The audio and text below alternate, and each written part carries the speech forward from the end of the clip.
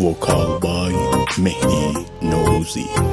Arrangement وحید خدابخش. این چه دنیاییه که غماش زیادیه، پرس تو خیابونا واسم دیگه عادیه. به جرم عاشق بودن زیاد سختی کشیدم، حرفای ناجوریو از آدما شنیدم، سخت تنهاشی ای دل، کسی یارت نباشه.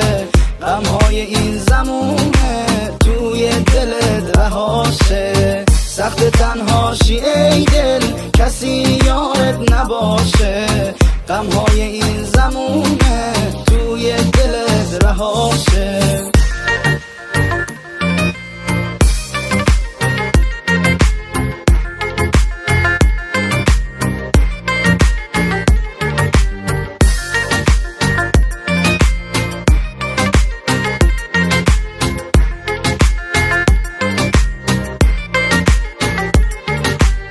زمونه با هم بده، فشار غم رو زده. خدا فلک تیرشو به قلب زخمی زده.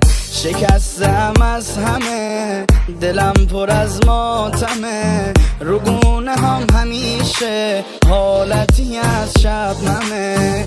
با درد تنها بودن زندگیمو سوزوندم. غمهای این عالمو پای دلم نشوندم، پای دلم نشوندم. سخت تنهاشی ای دل، کسی یارت نباشه.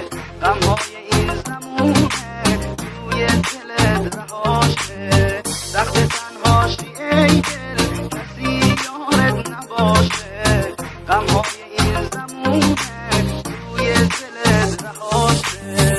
سخت تنهاشی ای دل، کسی یارت نباشه. غمهای این زمونه توی دلت رهاشه. سخت تنهاشی ای دل، کسی یارت نباشه. غمهای این زمونه توی دلت رهاشه.